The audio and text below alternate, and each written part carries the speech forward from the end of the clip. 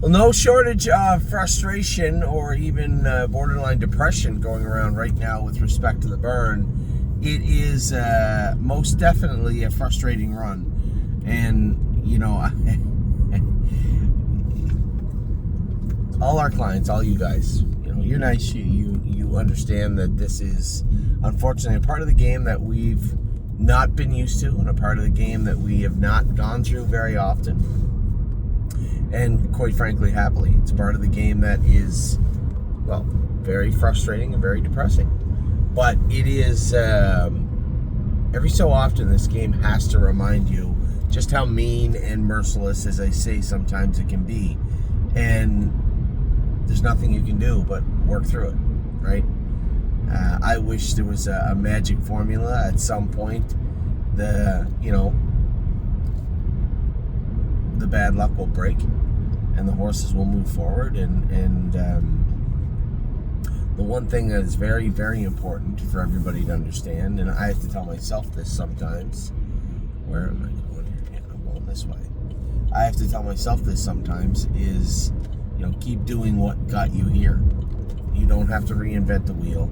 You just have to get it turning again. So whether it be, you know, and quite frankly, you think I'm upset. I'm sure that Tyler Angus and I missed my turn again. Yeah, this is just indicative of the way the entire month has gone. You know, Tyler Angus has been having a pretty good year and wants to do good for us, and then just to have things fall apart like this is hard on him too. Is this closed also? It appears that it is. This is weird. So we started off our day with Lifting Legend. It looked promising.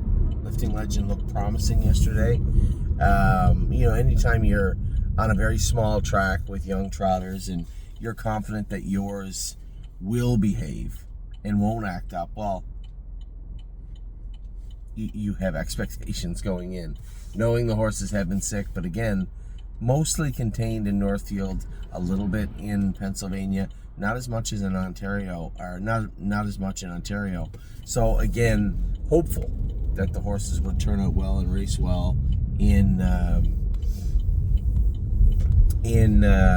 Ontario. So Clinton Raceway yesterday, Lifting Legend, Damien McClellan, first time we've ever used Mr. McClellan as a driver, young kid. It was good to see him get the job done. I'm fairly certain he's a Maritimer, so makes me even happier to see him do well. So we started off our day well. Now Solidarity yesterday was, well, turned out to be a formality, but at the same time, when I spoke to Scott last week, we had talked about turning him out, and I said, well, what about racing him, you know, because the last two times we had just taken him back and raced him on the end of it. What about putting him in the mix? Same thing. I would like to see a 2-year-old mark on him. And he said, yeah, no, I don't think there's a problem with that. Got away third, though. First over, they go in 52-2. The math just wasn't there for the horse. I never spoke to Scotty after, and I don't know what his take was on Solidarity, but you know, I think it's going to be a continuation of the plan we talked about last week, and that we've been talking about castrate, turn him out, bring him back. So that will begin today. I know that Eric had sent me a brief message after and said that Dr. Haley Moore, who is a broodmares and has Love Sensation, will have Solidarity. She said she'd take care of the castration and everything, which is not surprising because she's a super helpful person and has done a great job with her horses. So although I was a little surprised to hear that, I'm not surprised at all, really, when I think about it. Dr. Moore has always been very helpful when it came to the stable. Now, the rest of the night, not very good. Gorgeous Package to me. Yes, she's made breaks before. The fair, I think, was the fair. There's not much you can do about that. But Gorgeous Package has taken a mark of 54 as a 2-year-old. As a 3-year-old, it may be. No, as a 2-year-old at Northfield Park. Would it be her preferred track? I think she likes the bigger track better, the 5/8 better. But it certainly wouldn't, it's not outside her realm. I mean, the last time I raced her there, she jogged. So to see her come to the turn and fold up so quickly, that's what she did. She didn't even pace to the turn. She got close to the turn and said, nope, that's not going to happen today, and rolled off. To see her do that, a wee bit concerning. I had messaged Jason before the race even stopped and said, please tell me that filly didn't just hurt herself. Because sometimes when you see them do that, it's from soreness, right? Something's bothering them. He said no, she said seemed fine after. She jogged back to the barn good. She seems fine. Okay. All right. If you say so. But there was no indication there's been anything wrong with her yet again today. I'll message Cindy and make sure she jogs this morning. I want to get eyes on her to make sure she's okay. Now, you know, if you watch the videos at Foxy Seaside, she was hitting her outside knee a little bit. I thought that taking the steel shoes off of her that were on her and replacing with an aluminum shoe up front, that she'd probably pace better, maybe clean that gait up and get her out of her knee. It had never dawned on me for a second that her feet would be a little sore, she would be a little rickety, and when they asked her for speed in the last turn and coming out of the last turn, which she's done before, she'd roll off. She'd been pacing so good, it just never dawned on me that she would do that. And it didn't matter anyway, she would have been 4th or 5th. A half in 58, she's at the half in a minute. It just, you know, for a filly that's pacing 54, 55, it's not hard to dismantle that by just going a slow half with her sitting 6th or 7th or wherever she was sitting. There was nothing Tyler could do. That's just the type of horse she was in with. You couldn't leave. Third over was your only option. And when he did move her, that's when she really started to unravel and then fell apart coming out of the last turn. So I guess for now, the best and easiest course of action with her would be, and with Gorgeous Package, well, first with Foxy, walk that shoeing back and put the full swedges back on her the way we had her, have Dr. Latessa go over her and get her back in to go. She can race where she was doing well in the condition claimer. A return to the condition claimer for Gorgeous Package. That's a break in Berea and a break in Northfield Park. And although I'm not certain, I'm pretty sure that's 2 breaks and you have to qualify. I think they still count the fair break. So she'll have to qualify on Wednesday. And she'll have to qualify on, well, I guess Wednesday is when she'll have to qualify for at Northfield Park. Again, how is she? So that was the two. Very hard to watch those. And Neptune, I'm sure that, you know, from just taking the horse back and racing him off the pace, could he have shut him down a little bit? I don't know. You'd have to ask Tyler, but certainly looked like he had no pace on the end of it. And it's really hard to discern. Our horses have been so poor right now at Northfield Park. It's really hard to separate that and say, well, no, he was a little bit sick, or no, he shut his air off, or no, he just raced bad. So it was another flat night at Northfield Park, and flat is being kind. Flat is being kind right now, and as I said, there really is nothing you can do other than to continue to work hard on the horses, put them in where hopefully they can do, and wait for this, you know, this stretch of bad luck to break. Now, when in respect to the Poconos, honey, chant down. In respect to the Poconos,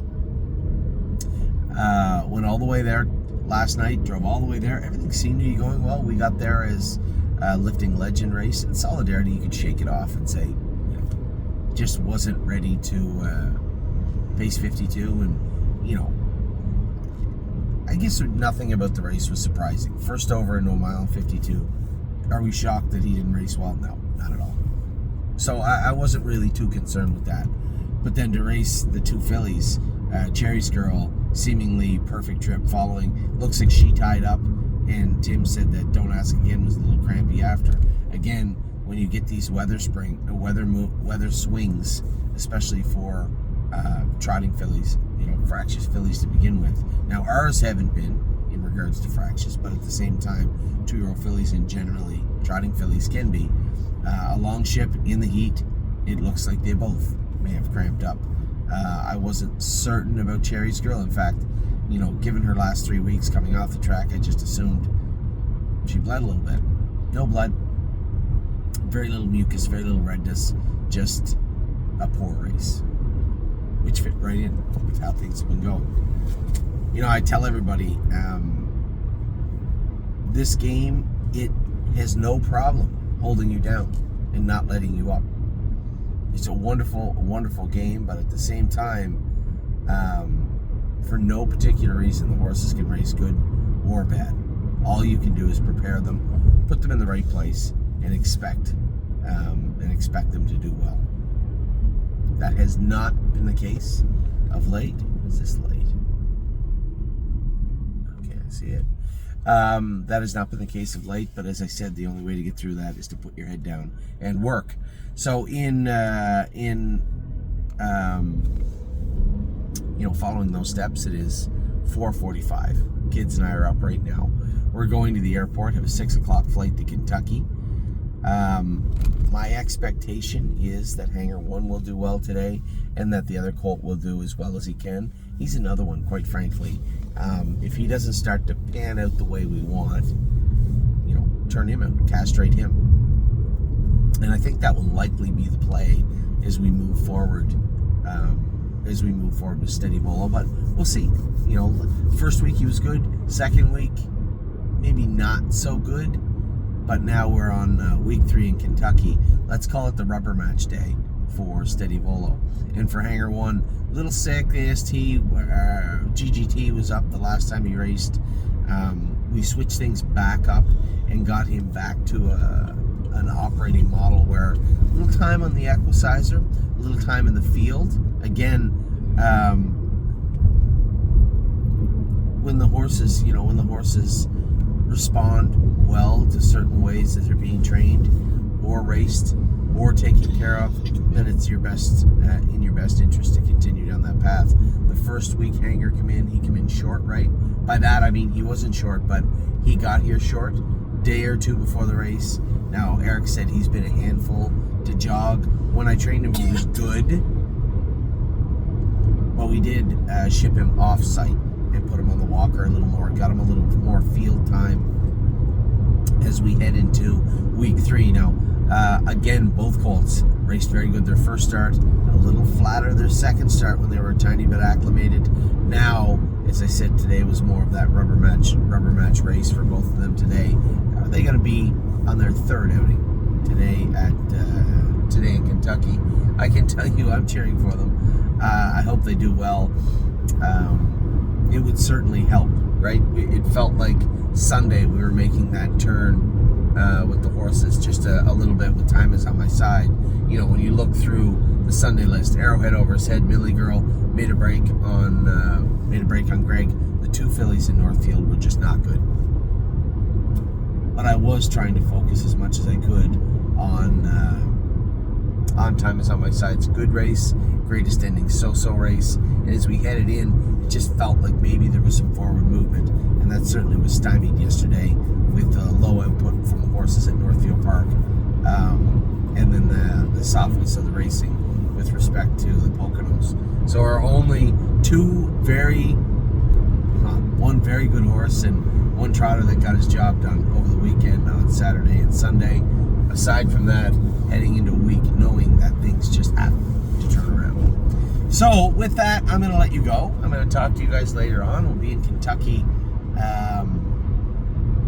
by 10 o'clock, 11 o'clock, and off to the race to see how everybody does today. Well, the timing is better now anyway. We're at the airport now. We'll talk to you soon. Have a great Monday. A great Monday. A better start to our week, hopefully, starting today. Take care.